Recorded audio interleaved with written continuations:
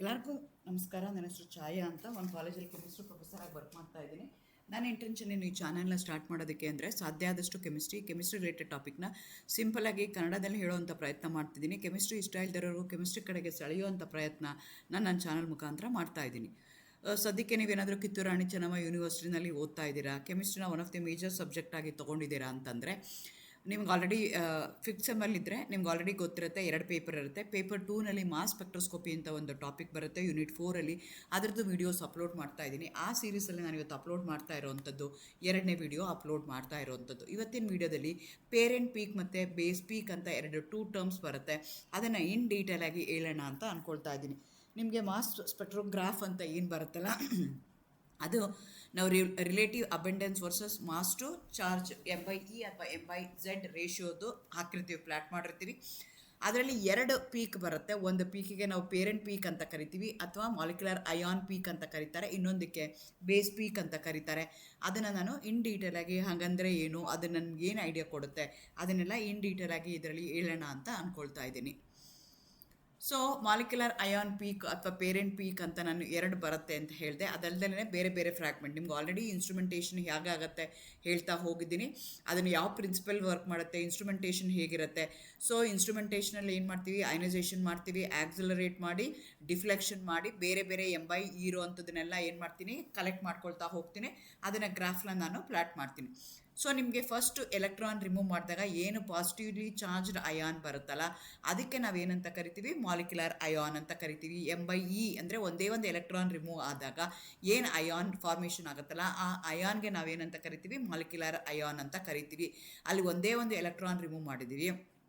Mass to charge ratio corresponds to the molecular weight of the molecule. ಏನಾಗಿರುತ್ತೆ, ಎಷ್ಟು electron remove ಮಾಡಿದ್ದೀರಾ, 1 electron.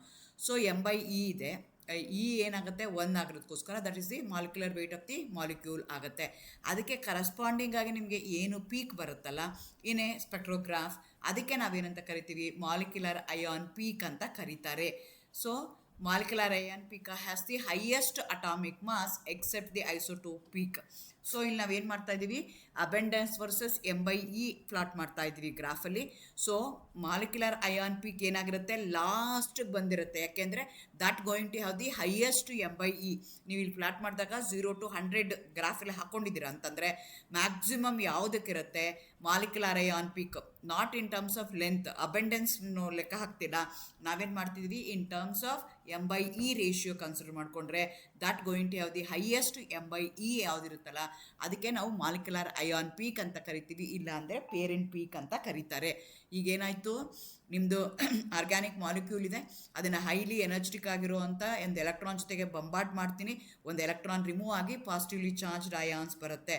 ಯಾವುದು positively charged ion ಬಂತಲ್ಲ ಆ ಅಯಾನ್ಗೆ ನಾವೇನಂತ ಕರಿತೀವಿ, ಆಫ್ಟರ್ ರಿಮೂವಿಂಗ್ 1 ಎಲೆಕ್ಟ್ರಾನ್ ಬಂತಲ್ಲ ಅದಕ್ಕೆ ನಾವು ಮಾಲಿಕ್ಯುಲರ್ ಅಯಾನ್ ಅಂತೀವಿ.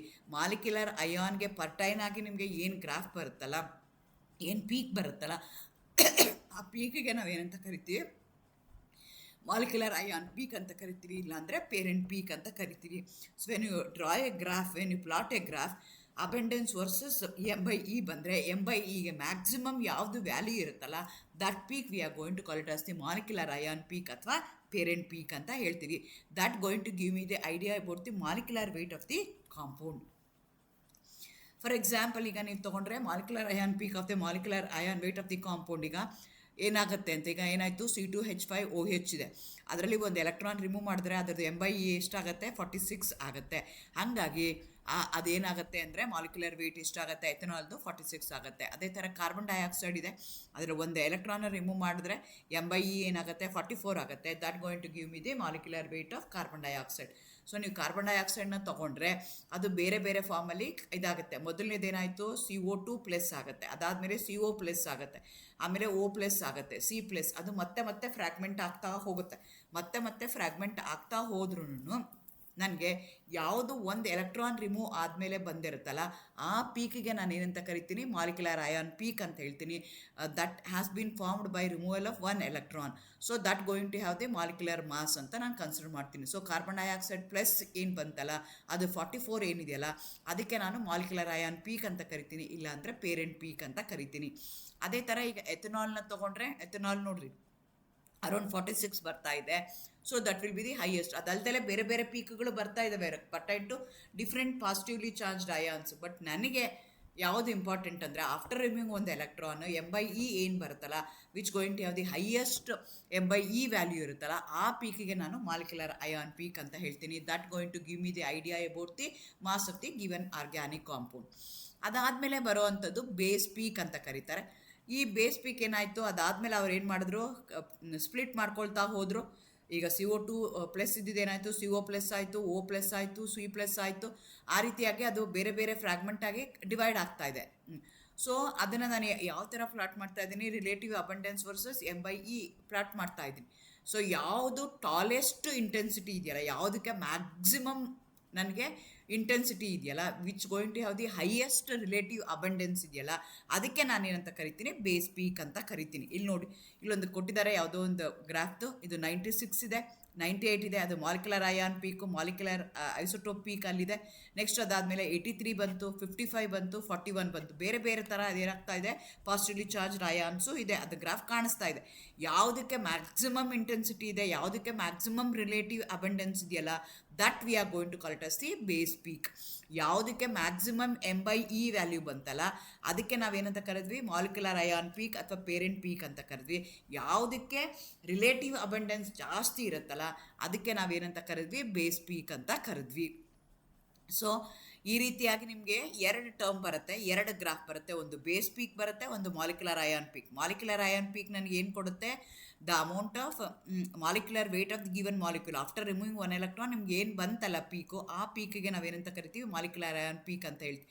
ಈ ಬೇಸ್ ಪೀಕ್ ಏನು ಕೊಡುತ್ತೆ ಅಂದರೆ ಹೈಯೆಸ್ಟ್ ಇಂಟೆನ್ಸಿಟಿ, ಅಂದರೆ M/E ಯಾವುದು ಹೈಯೆಸ್ಟ್ ಇದೆ ಅದು ಸ್ಪ್ಲಿಟ್ ಆಗಿದ್ದಾಗ. ನನಗೆ ಕಾರ್ಬನ್ ಡೈಆಕ್ಸೈಡ್ ಏನಾಯಿತು, ಕಾರ್ಬನ್ ಡೈಆಕ್ಸೈಡ್ CO2 ಪ್ಲಸ್ ಆಯಿತು. ನೆಕ್ಸ್ಟ್ ಏನಾಯಿತು, CO ಪ್ಲಸ್ ಆಯಿತು. ಆಮೇಲೆ ಏನಾಯಿತು, O ಪ್ಲಸ್ ಆಯಿತು. ಆಮೇಲೆ ಅದರಲ್ಲಿ ಮ್ಯಾಕ್ಸಿಮಮ್ ಯಾವುದಿದೆ, ಇಂಟೆನ್ಸಿಟಿ ಅಂದರೆ maximum number of positively charge ion ಯಾವ್ದು ಬಂದಿದೆಯಲ್ಲ, ಅದು ಯಾವುದು ರೆಪ್ರೆಸೆಂಟ್ ಮಾಡುತ್ತಲ್ಲ, ಅದಕ್ಕೆ ನಾವೇನಂತ ಕರಿತೀವಿ, ಬೇಸ್ ಪೀಕ್ ಅಂತ ಕರಿತೀವಿ. The graphical representation of the mass spectrum of a compound is constructed by plotting mass by charge versus relative abundance or percentage of the base peak, where base peak is the most intense peak in the spectrum. Maximum intensity ಯಾವುದಿದೆ, maximum relative abundance ಯಾವುದಿದೆ, tallest peak ಯಾವುದಿದೆಯಲ್ಲ ಗ್ರಾಫಲ್ಲಿ, mass ಸ್ಪೆಕ್ಟ್ರಮಲ್ಲಿ, ಅದಕ್ಕೆ ನಾವೇನಂತ ಕರಿತೀವಿ, base peak ಅಂತ ಕರಿತೀವಿ. ಎರಡು ಕಂಪೇರ್ ಮಾಡೋದಾದರೆ, ಈ ಮಾಲಿಕ್ಯುಲರ್ ಅಯಾನ್ ಪೀಕ್ ಏನು ರೆಪ್ರೆಸೆಂಟ್ ಮಾಡುತ್ತೆ, M+ನ ರೆಪ್ರೆಸೆಂಟ್ ಮಾಡುತ್ತೆ. ಅಂದರೆ ಹೋಲ್ ಮಾಲಿಕ್ಯೂಲ್ದು ಮಾಲಿಕ್ಯುಲರ್ ವೇಟ್ ನನಗೆ ಗೊತ್ತಾಗುತ್ತೆ. ಬೇಸ್ ಪೀಕ್ ಏನು ಹೇಳುತ್ತೆ, most abundant ion, positively charged ion ಯಾವುದು ಮ್ಯಾಕ್ಸಿಮಮ್ ಇದೆ ಅದ್ರ ಬಗ್ಗೆ ಐಡಿಯಾ ಕೊಡುತ್ತೆ. M/E ವ್ಯಾಲ್ಯೂ ಏನಾಗುತ್ತೆ, ಹೈಯೆಸ್ಟ್ ಮೇಜರ್ ಪೀಕ್ ಇರುತ್ತೆ. ನಾನು ಹೇಳ್ದಂಗೆ ಗ್ರಾಫಲ್ಲಿ ಏನಾಗ್ತಾ ಇದೆ, ನಾವು M/E ವರ್ಸಸ್ ಅಬೆಂಡೆನ್ಸ್ ಮಾಡ್ತಾ ಇದ್ದೀವಿ. ಅಬೆಂಡೆನ್ಸ್ ಯಾವುದು ಜಾಸ್ತಿ ಇರುತ್ತಲ್ಲ ಅದಕ್ಕೆ ಬೇಸ್ ಪೀಕ್ ಅಂತ ಕರಿತೀವಿ. ಯಾವುದಕ್ಕೆ M/E ಮ್ಯಾಕ್ಸಿಮಮ್ ಇರುತ್ತಲ್ಲ ಅದಕ್ಕೆ ನಾವು ಮಾಲಿಕ್ಯುಲರ್ ಅಯಾನ್ ಪೀಕ್ ಅಂತ ಹೇಳ್ತೀವಿ. M/Z ಅಥವಾ M/E ವ್ಯಾಲ್ಯೂ ಹೈಯೆಸ್ಟ್ ಯಾವುದಕ್ಕಿರುತ್ತೆ, ಮಾಲಿಕ್ಯುಲರ್ ಅಯಾನ್ ಪೀಕಿಗಿರುತ್ತೆ. ಇದಕ್ಕೆ ಬೇಸ್ ಪೀಕಿಗೆ ಯಾವ್ದು ಬೇಕಾದ್ರೂ ಇರ್ಬೋದು. Molecular ion peak indicates molecular mass. Base peak ಏನು ಹೇಳುತ್ತೆ ಅಂದರೆ highest abundance of the fragment that has been obtained during the ionisation reaction, ಅದು ನನಗೆ ಹೇಳ್ತಾ ಹೋಗುತ್ತೆ. ಇಂಟೆನ್ಸಿಟಿ ತೊಗೊಂಡ್ರೆ 100% ಇಂಟೆನ್ಸಿಟಿ ಯಾವುದಕ್ಕಿರುತ್ತೆ, ಅದು ಬೇಸ್ ಪೀಕ್ ಆಗಿರುತ್ತೆ. ಇದಕ್ಕೆ ತುಂಬ ಕಡಿಮೆ ಇರ್ಬೋದು, ಇಲ್ದಲೇನೂ ಇರ್ಬೋದು, can be low or absent. ಅದಕ್ಕೆ ನಾವೇನಂತ ಕರಿತೀವಿ, ಬೇಸ್ ಪೀಕ್ ಅಂತ, ಮಾಲಿಕ್ಯುಲರ್ ಅಯಾನ್ ಪೀಕ್ ಅಂತ ಹೇಳ್ತೀವಿ. ಈ ರೀತಿಯಾಗಿ ನೀವು ಮಾಸ್ ಸ್ಪೆಕ್ಟ್ರಮ್ನ ಚೆಕ್ ಮಾಡಿದಾಗ 2 ಇಂಪಾರ್ಟೆಂಟ್ ಪ್ಯಾರಾಮೀಟರ್ಗಳನ್ನ ನೋಡಬೇಕಾಗತ್ತೆ. ಒಂದು ಮಾಲಿಕ್ಯುಲರ್ ಅಯಾನ್ನ ನೋಡಬೇಕಾಗತ್ತೆ, ಇನ್ನೊಂದು ಬೇಸ್ ಪೀಕ್ನ ನೋಡಬೇಕಾಗತ್ತೆ. ಮಾಲಿಕ್ಯುಲರ್ ಅಯಾನ್ ಪೀಕ್ ನನಗೆ ಏನು ಐಡಿಯಾ ಕೊಡುತ್ತೆ, what is the amount of M/E ಅಂದರೆ what is a molecular mass of the given ಕಾಂಪೌಂಡ್ರ ಬಗ್ಗೆ ಐಡಿಯಾ ಕೊಡುತ್ತೆ. ಹೈಯೆಸ್ಟ್ ಟಾಲೆಸ್ಟ್ ಯಾವುದಿರುತ್ತಲ್ಲ ಅದು ನನಗೆ ಏನು ಕೊಡುತ್ತೆ, ಬೇಸ್ ಪೀಕ್ ಅಂತ ಏನು ಹೇಳ್ತೀವಿ. ಹೈಯೆಸ್ಟ್ ಇಂಟೆನ್ಸಿಟಿ ಯಾವುದಿರುತ್ತಲ್ಲ, abundance in terms of M/E ion ಯಾವುದಿದೆಯಲ್ಲ ಅದ್ರ ಬಗ್ಗೆ ಐಡಿಯಾ ಕೊಡುವಂಥದ್ದಕ್ಕೆ ನಾನು ಬೇಸ್ ಪೀಕ್ ಅಂತ ಹೇಳ್ತೀನಿ. ಈ ರೀತಿಯಾಗಿ ಈ 2 ಪೀಕ್ಗಳು ನಿಮಗೆ ಇಂಪಾರ್ಟೆಂಟ್ ಆಗುತ್ತೆ when you consider mass spectroscopy. ಅದನ್ನು ಇನ್ ಡೀಟೇಲ್ ಆಗಿ ಈ ವಿಡಿಯೋದಲ್ಲಿ ನಾನು ಹೇಳೋದಕ್ಕೆ ಟ್ರೈ ಮಾಡಿದ್ದೀನಿ. ನಿಮಗೆ 2 ಮಾರ್ಕ್ಸ್ ಕ್ವಶನ್ಗೆ ಕೇಳ್ತಾರೆ, distinguish between molecular ion peak or base peak ಅಥವಾ ಪೇರೆಂಟ್ ಪೀಕ್.